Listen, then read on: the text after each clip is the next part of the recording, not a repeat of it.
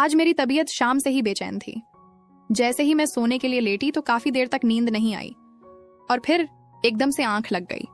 जैसे ही आधी रात का वक्त हुआ तो मेरी आंख खुली। मुझे प्यास महसूस हो रही थी। मैं अपने कमरे से बाहर निकली तो सामने ही सहन में अपनी सांस कुचलते हुए देखा। मैं हैरान थी। ना जाने मेरी सासू माँ के साथ क्या मसला था कि वह इस तरह आधी रात को सहन में चलती रहती है। मैंने एक दो बार अपने पति विक्रम से भी पूछा, विक्रम क्या बात है, माँ जी ऐसे क्यों चलती रहती है, आखिर उन्हें क्या परेशानी है।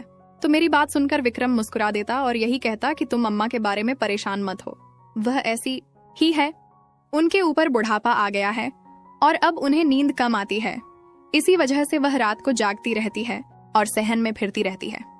विक्रम मेरी बात को हंसकर टाल देता, लेकिन मैं अजीब तरह के एहसास का शिकार हो जाती। ना जाने क्यों मुझे कभी कभी अपनी सांस बहुत ज्यादा पुरस्कार लगती। हालांकि वह अंधी थी, उन्हें दिखाई नहीं देता था, लेकिन फिर भी रात के वक्त जब वह सहन में चलती तो मुझे बहुत अजीब लगता। आज तो मैंने उनसे पूछा भी नहीं कि उनकी तबीयत ठीक भी है या नहीं, क्योंकि आज मेरा अपना मूड खराब था। आज मेरी अपने शौहर विक्रम से शाम को लड़ाई हो गई थी। हम दोनों के बीच काफी झगड़ा हुआ था, जिसकी वजह से मैं काफी देर तक रोती रही थी। मेरी शादी को अभी सिर्फ 15 माह हुए हैं। मैं और विक्रम एक दूसरे के साथ खुश हैं। विक्रम का अपना एक स्टोर है जहां पर वह शुभ सवेरे ही काम पर चला जाता है, जबकि मैं घर के काम करती और तैयार होकर विक्रम का इंतजार करती। ये शादी मेरी खाला ने करवाई थी, क्योंकि मेरे माँ बाप तो मेरे बचपन में ही मर गए थे और मैं अपनी खाला के पास रहती थी। इसीलिए खाला ने विक्रम केरे को फौरन कबूल कर लिया और उसके बारे में कोई भी खबर नहीं की। वह तो मेरी किस्मत अच्छी थी कि विक्रम काफी अच्छा और सुलझा हुआ शौहर साबित हुआ। वह मुझसे मोहब्बत करता था और मैं भी उसकी मोहब्बत में खो गई। लेकिन शादी के 6 महीने के बाद ही जब मुझे इस बात का अंदाजा हुआ कि विक्रम की मोहब्बत तो पानी का बुलबुला है, क्योंकि आज घर की पूरी सफाई के दौरान जब मैंने विक्रम की शादी की तस्वीरें देखी तो मेरे पैरों के नीचे से जमीन सरक गई और मैं जैसे एकदम परेशान हो गई। मुझे अपनी आंखों पर यकीन नहीं आ रहा था कि वह तस्वीरें विक्रम की शादी की है। विक्रम उनमें दूल्हा बना बहुत खूबसूरत लग रहा था और बहुत खुश भी, जबकि उसके साथ एक बहुत खूबसूरत लड़की थी। उसके चेहरे से भी खुशी जाहिर हो रही थी। मैं हैरत से उन तस्वीरों को देख रही थी, क्योंकि मुझे विक्रम की शादी के बारे में नहीं पता था। मैं नहीं जानती थी कि विक्रम पहले से शादीशुदा था, पर सारा दिन मेरा बहुत बेचैन और परेशान गुजरा था और मैं नहीं जानती थी कि मैं अब क्या करूंगी। रो रो कर मेरा बुरा हाल था। मुझे यूं लग रहा था जैसे मेरा घर बर्बाद हो गया है। लेकिन शाम को जब विक्रम आया और उसने मेरा उतरा हुआ चेहरा देखा तो पूछने लगा, राधा तुम्हें क्या हुआ है, तुम इतनी खामोश और उदास क्यों लग रही हो। विक्रम ने मुझसे परेशानी से पूछा तो मैंने उसकी शादी की तस्वीरें उसके सामने रख दी, जिन्हें देखकर विक्रम का रंग लाल पड़ गया और वह कहने लगा, राधा मैं तुम्हें सच बताता हूँ, तुम मेरे बारे में गलत मत सोचो। मैं तुम्हें बहुत पहले यह सच्चाई बताना चाहता था, लेकिन हिम्मत नहीं कर पा रहा था। विक्रम ने फौरन मुझे कहा तो मैं एकदम गुस्से से चिल्ला उठी और उससे कहा, विक्रम आखिर तुम कब मुझे सच्चाई बताना चाहते थे। जब मेरी और तुम्हारी शादी हो गई महीने गुजर गए हैं, लेकिन तुमने आज तक कभी मुझे अपनी पिछली जिंदगी के बारे में कुछ नहीं बताया। आखिर यह लड़की कौन है, क्या वाकई तुम्हारी इसके साथ शादी हुई थी, और अगर हुई थी तो फिर वह लड़की अब कहाँ है। मैंने एकदम चिल्लाकर विक्रम से कहा तो वह कहने लगा, वह लड़की अब इस दुनिया में नहीं है, इसलिए मैं तुम्हें उसके बारे में नहीं बता रहा था, क्योंकि दिव्या का इंतकाल हो चुका है, वह मुझे छोड़कर जा चुकी है। विक्रम के लहजे में दुख था और मैं एकदम जैसे खामोश हो गई। मुझे यकीन नहीं आ रहा था कि वह हंसती मुस्कुराती खूबसूरत और कम उम्र लड़की अब इस दुनिया में नहीं थी। मैंने एकदम परेशानी से पूछा, विक्रम आखिर उसे क्या हुआ था, वह एकदम कैसे यह दुनिया छोड़ गई। मैंने विक्रम से पूछा तो वह कहने लगा, दरअसल दिव्या और मेरी शादी को अभी सिर्फ 3 महीने ही गुजरे थे, जब एक दिन सिलेंडर की गैस लीक के दौरान घर में धमाका हो गया और दिव्या का मौके पर ही इंतकाल हो गया। मेरे लिए यह सदमा बहुत बड़ा था, क्योंकि दिव्या पेट से थी और वैसे भी वह मुझे बहुत पसंद थी। लेकिन उसके चले जाने के बाद मैं काफी उदास और परेशान रहा और कितने अरसे तक खुद को घर में बंद रखा। फिर आहिस्ता आहिस्ता अपने काम की तरफ ध्यान दिया तो अम्मा ने मेरी उदासी को देखते हुए दोबारा शादी का फैसला किया और मेरे लिए तुम्हें चुन लिया। मैं पहले इसके लिए नहीं मान रहा था, लेकिन मैं अम्मा की खातिर मान गया और जब तुम्हें शादी के दिन पहली बार देखा तो अपना दिल हार गया और अपने दिल में तुम्हारे लिए मोहब्बत महसूस करने लगा। इसलिए मैं तुम्हें दुख नहीं पहुंचाना चाहता था। अगर तुम्हें दिव्या के बारे में पता चलता तो तुम उदास हो जाती, परेशान हो जाते, जबकि मैं ऐसा नहीं चाहता था। मेरी मजबूरी को समझो और मुझे माफ कर दो। ये मेरी पहली और आखिरी गलती है। आइंदा तुमसे कोई भी बात नहीं छुपाऊंगा। विक्रम के जवाब ने मुझे काफी हद तक सुकून कर दिया था, क्योंकि एक तो दिव्या भी इस दुनिया में नहीं थी और विक्रम भी मुझसे बेहद मोहब्बत करता था। लेकिन फिर भी मुझे इस बात का दुख था कि विक्रम ने मुझे धोखे में रखा और दिव्या के बारे में पहले नहीं बताया।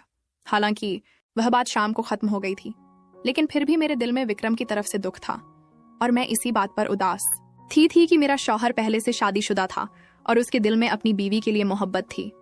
इसी परेशानी में मैंने खाना भी नहीं बनाया था। विक्रम खाना बाहर से ले आया था, क्योंकि मेरी सास कोई काम नहीं कर सकती थी। वह अंधी थी, उन्हें दिखाई नहीं देता था, इसीलिए मैं उनसे कोई काम नहीं करवाती थी और ना ही वह करती थी। इस वक्त भी जब मैं विक्रम से लड़ झगड़ कर कमरे से बाहर आई तो मेरी सास बाहर ही खड़ी थी। मुझे देखकर एक तरफ को चल पड़ी। मुझे अजीब सा एहसास हुआ। मैं नहीं जानती थी कि मेरी सास अंधी कैसे हुई, लेकिन इस बात का मुझे अफसोस होता था कि माँ जी को नजर नहीं आता और वह छड़ी पकड़कर और काला चश्मा पहनकर घर में फिरती रहती है।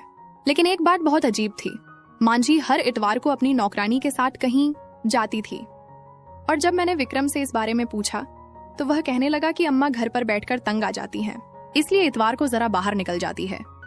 मुझे उनके जाने पर कोई ऐतराज नहीं था, लेकिन मैं हैरान होती थी कि अम्मा घर पर रहकर कभी मुझसे कोई बात नहीं करती थी, लेकिन हर इतवार को वह घर से लाजमी बाहर जाती थी। तो फिर वह किसी और के साथ क्या बात करती होंगी, और यही बात मुझे हैरान करती थी। अब की बार भी अम्मा इतवार को अपनी नौकरानी को लेकर घर से चली गई। अम्मा जब इतवार को जाती थी तो काफी घंटों के बाद घर वापस आती थी और उस वक्त काफी थकी होती थी। मुझे बहुत अजीब लगता कि अम्मा घर से बाहर क्या करने जाती हैं और फिर इतनी थकी हुई क्यों वापस आती है, जबकि अम्मा के मामले में विक्रम मेरी कोई बात नहीं सुनता था और ना ही अम्मा के बारे में ज्यादा बात करता था। आज भी इतवार था और अम्मा आज भी 10 बजे अपनी नौकरानी के साथ कहीं चली गई थी। मुझे भी घर का कुछ सामान लेना था, इसलिए मैं अम्मा के जाने के थोड़ी देर के बाद घर का सारा काम खत्म करके बाजार की तरफ निकली।